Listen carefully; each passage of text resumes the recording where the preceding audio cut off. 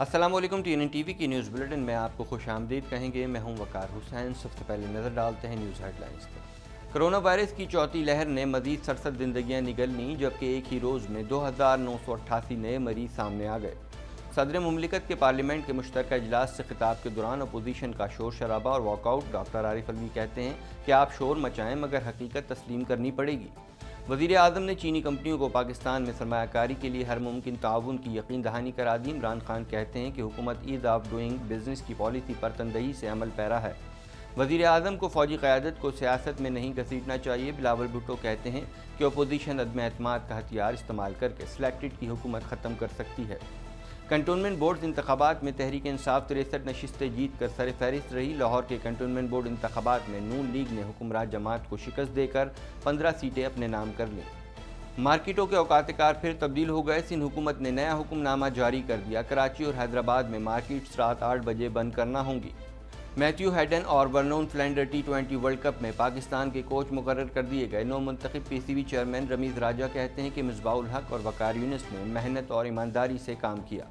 Canadian صوبہ انٹیریو میں corona virus کے پھیلاؤ میں کمی۔ 24 گھنٹوں کے دوران 800 سے کم کیسز رپورٹ۔ 140 کیسز 12 سال سے کم عمر بچوں میں رپورٹ ہوئے۔ کینیڈا میں وفاقی انتخابات میں ایک ہفتہ باقی رہ گیا۔ سیاسی جماعتوں کی جانب سے انتخابی مہم میں تیزی آ گئی۔ سیاسی حریفوں کی ایک دوسرے پر لفظی گولہ باری جاری۔ ٹورنٹو میں ویکسین مخالف مظاہرے کرنے والوں کو پولیس کی جانب سے وارننگ۔ پولیس کی جانب سے کہا گیا ہے کہ ہسپتالوں کے باہر مظاہرے کرنے والوں کے خلاف کارروائی کی جائے گی۔ ٹورنٹو کے میئر نے احتجاج کو ناقابل قبول قرار دیا۔ کینیڈا بھر میں کرونا وائرس کے پھیلاؤ میں اضافہ جاری ہے۔ مریضوں کی مجموعی تعداد 15,38,093 تک جا پہنچی۔ ہلاکتیں 27,170 ہو گئیں۔ امریکہ نے 9/11 کی FBI تحقیقات کا پہلا مسودہ جاری کر دیا۔ سعودی حکومت کے ہائی جیکرز سے رابطوں کا کوئی ثبوت نہیں ملا۔ 9/11 متاثرین کا دباؤ تھا کہ تحقیقات سامنے لائی جائیں۔ طالبان کا مخلوط طریقہ تعلیم کو ترک کرنے کا فیصلہ۔ طالبان کا پنجشیر سمیت افغانستان پر مکمل کنٹرول ہے۔ ذبیح اللہ مجاہد کا کہنا تھا کہ افغانستان کا کوئی حصہ ایسا نہیں جہاں طالبان کا قبضہ نہ ہو۔ دنیا کا کوئی خطہ کرونا وائرس کی مودی وبا کی چوتھی لہر سے محفوظ نہیں۔ متاثرہ افراد کی تعداد 22,55,74,713 تک جا پہنچی ہے، جبکہ اس مودی وائرس سے اموات 46,46,136 ہو گئیں۔ ہیڈ لائنز آپ نے ملاحظہ کی اور اب خبریں تفصیل کے ساتھ۔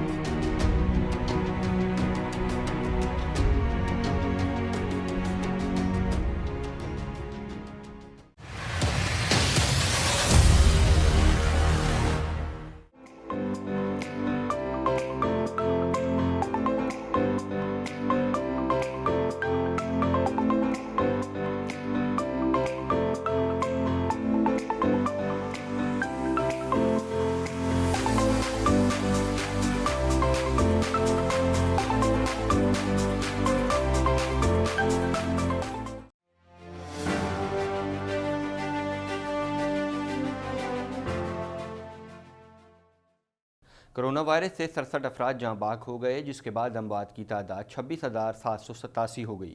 پاکستان میں کرونا کے تصدیق شدہ کیسز کی تعداد 12,07,508 ہو گئی ہے۔ اس حوالے سے مزید جانتے ہیں۔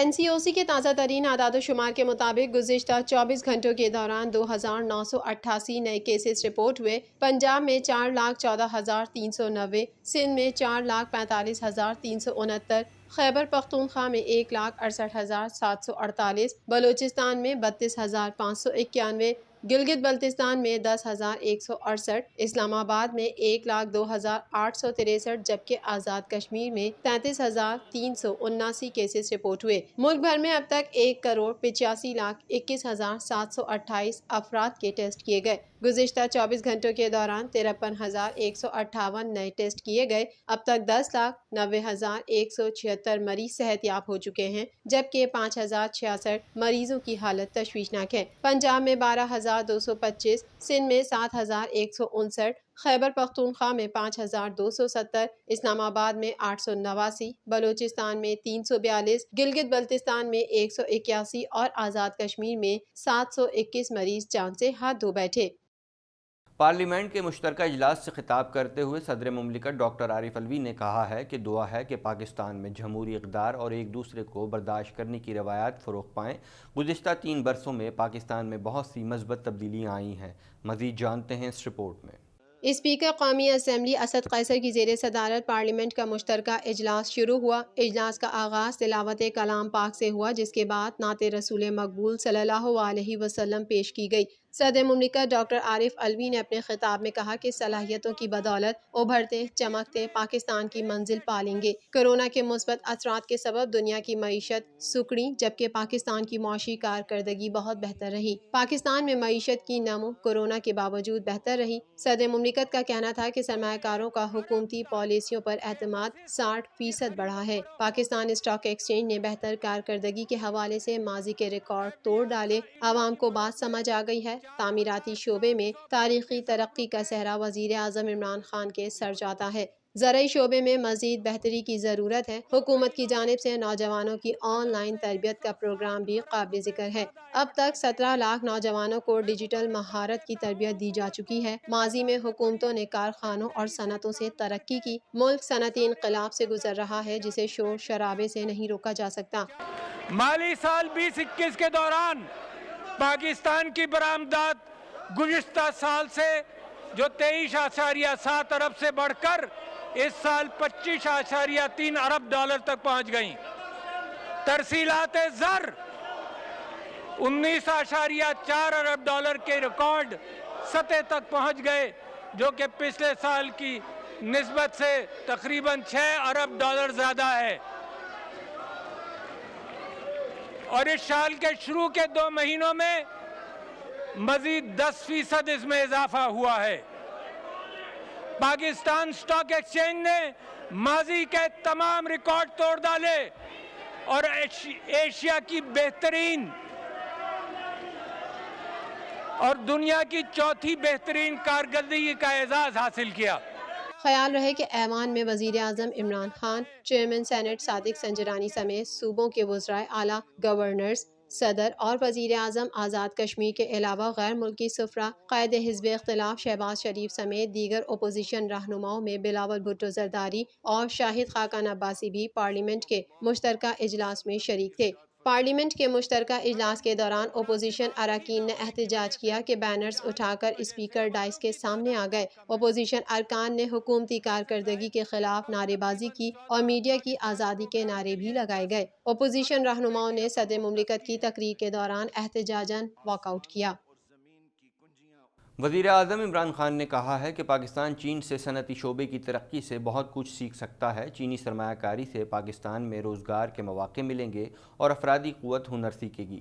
مزید احوال اس رپورٹ میں۔ وزیر اعظم عمران خان نے چینی کمپنیوں کو پاکستان میں سرمایہ کاری کے لیے ہر ممکن تعاون کی یقین دہانی کروائی ہے۔ حکومتی اعلامیے میں بتایا گیا ہے کہ چینی وفد نے پاکستان کی سرمایہ کار دوست پالیسیوں کو سراہا اور سرمایہ کاری کے لیے گہری دلچسپی کا اظہار کیا۔ اس موقع پر وزیر اعظم عمران خان کا کہنا تھا کہ حکومت ایزی آف ڈوئنگ بزنس کی پالیسی پر تندہی سے عمل پیرا ہے۔ سرمایہ کاروں کو مراعات فراہم کی جا رہی ہیں اور انتظامی امور کو آسان بنایا جا رہا ہے۔ اعلامیے کے مطابق وزیر اعظم عمران خان نے مسائل ترجیحی بنیادوں پر حل کرنے کے لیے چینی وفد کو ماہانہ اجلاس کرنے کی یقین دہانی بھی کروائی۔ وزیر اعظم کا کہنا تھا کہ پاکستان چین سے صنعتی شعبے کی ترقی سے بہت کچھ سیکھ سکتا ہے۔ چینی سرمایہ کاری سے پاکستان میں روزگار کے مواقع ملیں گے اور افرادی قوت ہنر سیکھے گی۔ ان کا کہنا تھا کہ پاکستان میں درمیانی اور چھوٹی صنعت کی ترقی کے وسیع مواقع موجود ہیں۔ چینی کمپنیاں پاکستان میں درمیانی اور چھوٹی صنعت میں کردار ادا کر سکتی ہیں، ہر ممکن سہولیات فراہم کریں گی۔ پاکستان پیپلز پارٹی کے چیئرمین بلاول بھٹو زرداری نے کہا ہے کہ دوست ساتھ مل جائیں تو اس حکومت کو فوراً گھر بھیج دیں گے یا اتنا ہلا کر رکھ دیں گے کہ وہ اس طرح کے ظلم نہیں کر سکے گی۔ مزید تفصیلات اس رپورٹ میں۔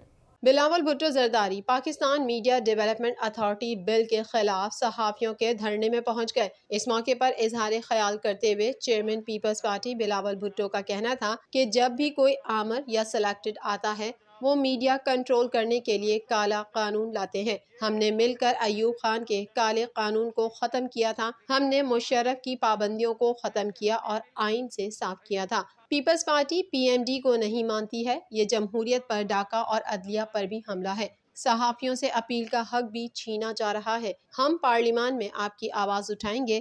عوام کا آواز دبانے کے لیے کالا قانون لے کر آتے ہیں۔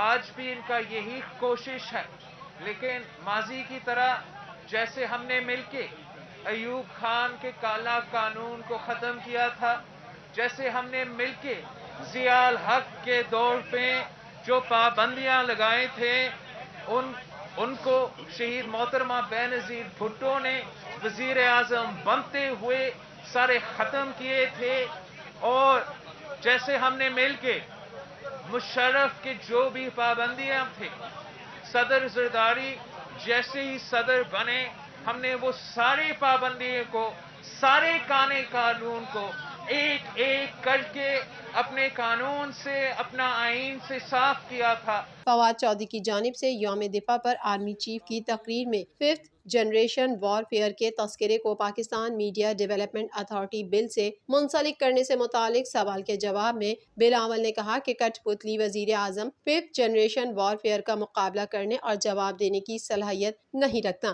حکومت نے کئی بار ادارے کو اپنا سیاسی سہارا سمجھ کر خود کو درست ثابت کرنے کی کوشش کی ہے۔ ڈیفنس ڈے کی تقریر سے اس قانون کا کیا تعلق ہے؟ حکومت جان بوجھ کر آرمی چیف کی تقریر کو اس قانون سے ملا کر مخصوص تاثر دے رہی ہے۔ اس قسم کی بیان بازی اور کوششوں سے ہمارے ادارے متنازع ہو جاتے ہیں۔ کنٹونمنٹ بورڈز الیکشن میں پاکستان تحریک انصاف 63 نشستیں جیت کر سر فہرست ہے۔ غیر حتمی غیر سرکاری نتائج کے مطابق نون لیگ 55 اور پیپلز پارٹی 17 وارڈز میں کامیاب ہے۔ ایم کیو ایم 10 آزاد امیدوار 49 وارڈز میں جیت چکے ہیں۔ مزید احوال اس رپورٹ میں۔ کراچی کنٹونمنٹ بورڈ الیکشن میں فیصل کینٹ بورڈ کی 6 نشستیں پی ٹی آئی جیت گئی۔ ایک نشست نون league, Peoples party, Jamaat Islami اور آزاد امیدوار کو ملی۔ ملیر بورڈ کی 5 نشستیں تحریک انصاف نے جیت لیں۔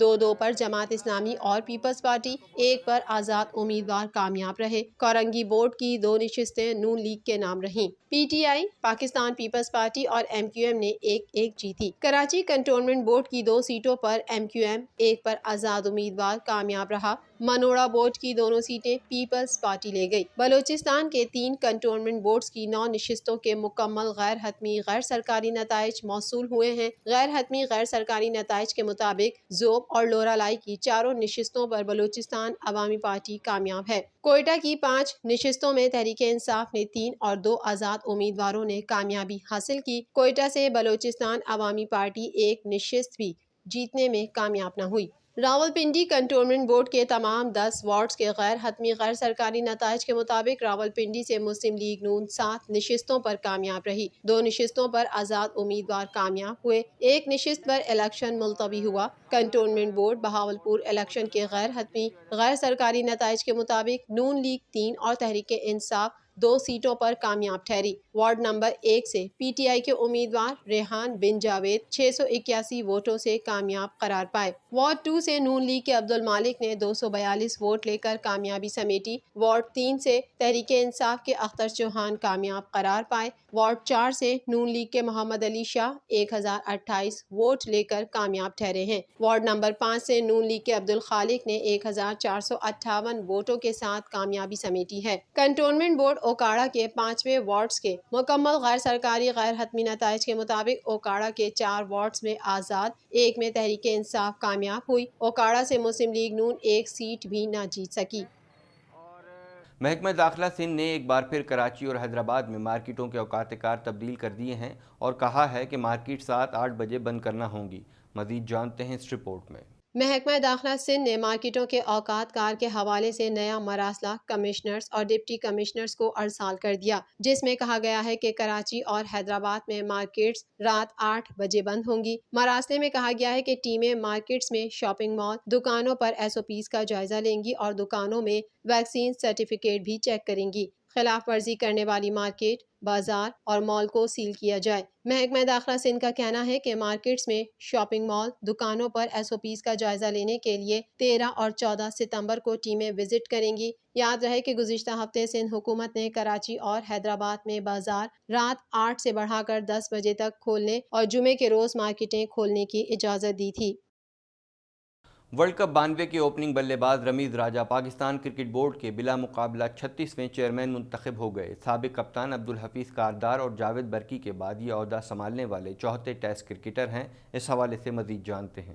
نامنتخب چیئرمین PCB رمیز راجہ نے میتھیو ہیڈن اور ورنون فلینڈر کو T20 ورلڈ کپ میں پاکستان کا کوچ مقرر کر دیا۔ لاہور میں چیئرمین PCB کا عہدہ سنبھالنے کے بعد اپنی اولین پریس کانفرنس میں رمیز راجہ نے کہا کہ مصباح الحق اور وقار یونس نے محنت اور ایمانداری سے کام کیا، ان کے مستعفی ہونے میں میرا کوئی کردار نہیں تھا۔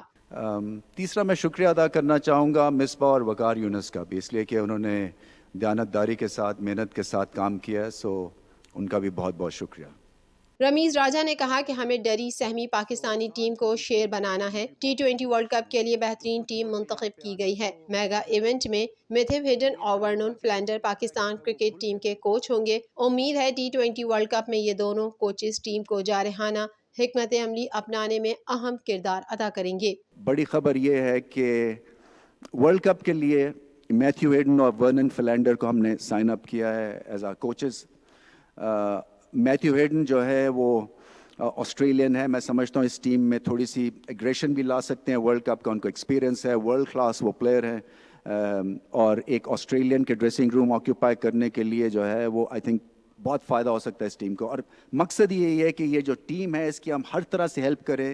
خیال رہے کہ میتھیو ہیڈن نے 103 ٹیسٹ اور 161 ون ڈے انٹرنیشنل کھیلے ہیں۔ کرکٹ کے تینوں بین الاقوامی فارمیٹ میں وہ مجموعی طور پر 14,000 سے زائد رنز اسکور کر چکے ہیں۔ ورنون فلینڈر نے جنوبی افریقہ کی جانب سے 64 ٹیسٹ میچز اور 30 ایک روزہ بین الاقوامی مقابلوں میں حصہ لیا ہے۔ مزید خبریں بھی بلیٹن کا حصہ ہوں گی مگر اس بریک کے بعد۔